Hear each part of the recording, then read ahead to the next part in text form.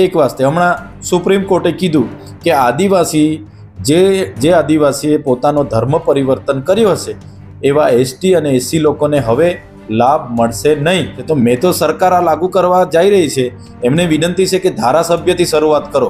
વ્યારાના મોહનભાઈ કોકણી ખ્રિસ્તી ધર્મ પાળે છે, ઝઘડિયાના રીતેશ વસાવા ખ્રિસ્તી ધર્મ પાળે છે, તો એવા લોકોથી શરૂઆત કરો ને તો આખા ગુજરાતમાં એનો દાખલો બેસે. સમાનતા કોઈનામાં નથી આવી. આજે આદિવાસીની દીકરીઓ આખા ગુજરાતમાં લઈ જાય છે, પણ આખા ગુજરાતના બીજા સમુદાયના લોકો એક પણ દીકરી આદિવાસી યુવાન સાથે પરણાવતા નથી. સામે ચૂંટણી છે, આદિવાસી સમાજનો વિરોધ જોઈને એમને બાકાત રાખ્યા છે, પણ મુસ્લિમ સમાજને આમાં વધારે ટાર્ગેટ કરીને, જે લઘુમતી સમાજને ટાર્ગેટ કરીને હિન્દુ મુસ્લિમનું વૈમનસ્ય પેદા કરવા માટેનો આ પ્રયાસ છે.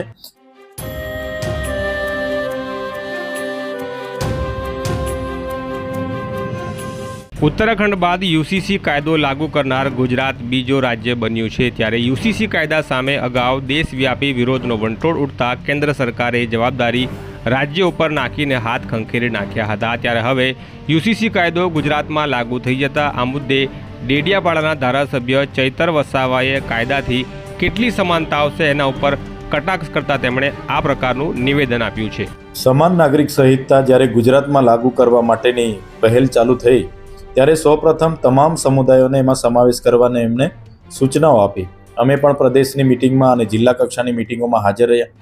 બાદમાં જે પ્રકારે આદિવાસી વિસ્તારોમાં એનો વિરોધ થયો અને જિલ્લા કક્ષાએ તમામ રાજકીય, સામાજિક અને ધાર્મિક આગેવાનો એનો વિરોધ કર્યો, બાદમાં આદિવાસી સમાજને આમાં બાકાત રાખીએ છીએ એવું સરકારે જાહેર કર્યું છે.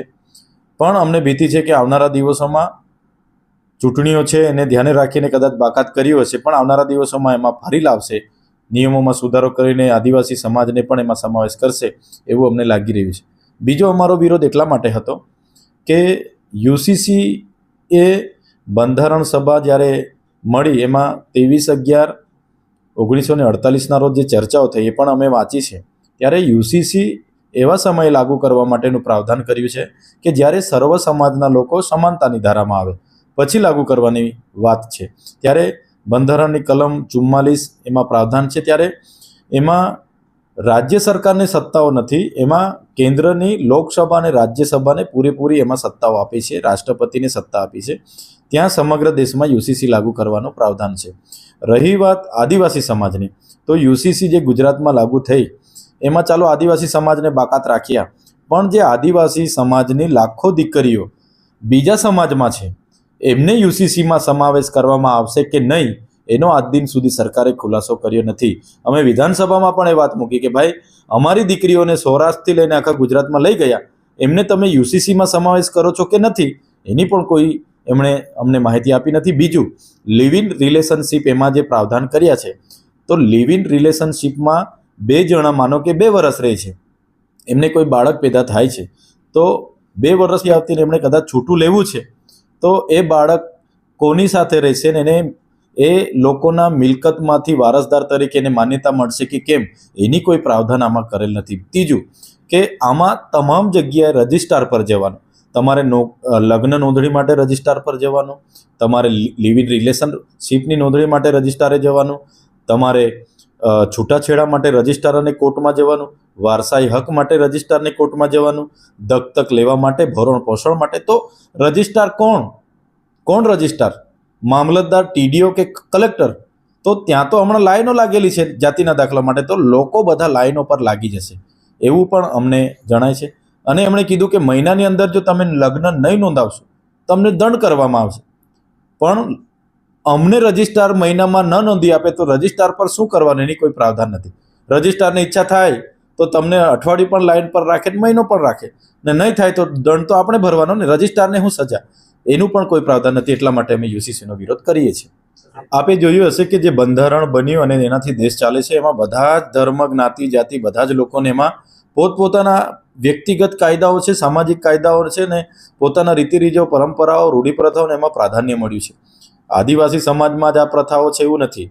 તમે જોશો માલધારી સમાજ હશે, ઠાકોર સમાજ હશે કે ચૌધરી સમાજ હશે કે ઓબીસી હશે કે એસી હશે, બધાના સામાજિક મૂલ્યો આધારિત છૂટાછેડા, લગ્ન, વારસાઈ, દત્તક, બધું જ લગ્ન, વિધવા પુનર્લગ્ન, વિધુર પુનઃ બધું જ ચાલે છે.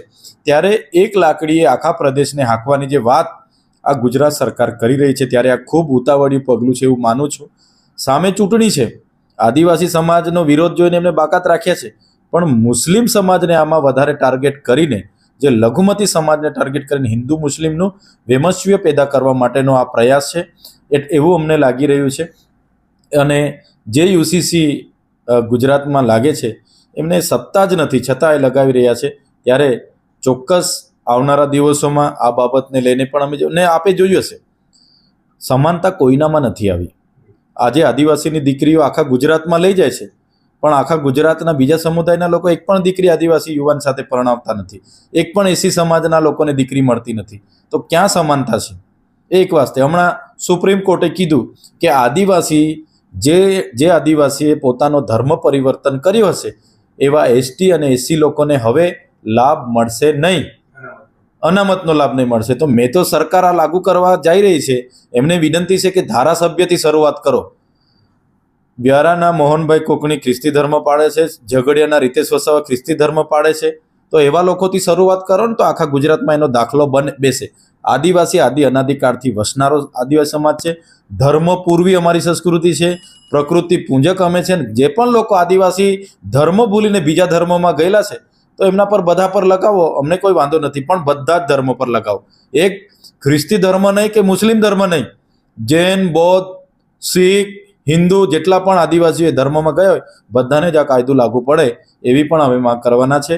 આવનારા દિવસોમાં જે જનગણના થવાની છે એમાં પણ આદિવાસીઓ માટે અલગ ધર્મ કોલમ હોવો જોઈએ, અલગ અમને ધર્મ કોડ જોઈએ.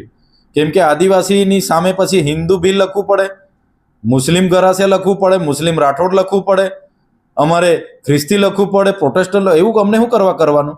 અમને અલગ આદિવાસીની કોલમ આવનારી જનગણનામાં જોઈએ, જેથી કરીને ગુજરાતમાં અમારી આબાદી કેટલી છે એનો ચોખ્ખો આંકડો મળી શકે.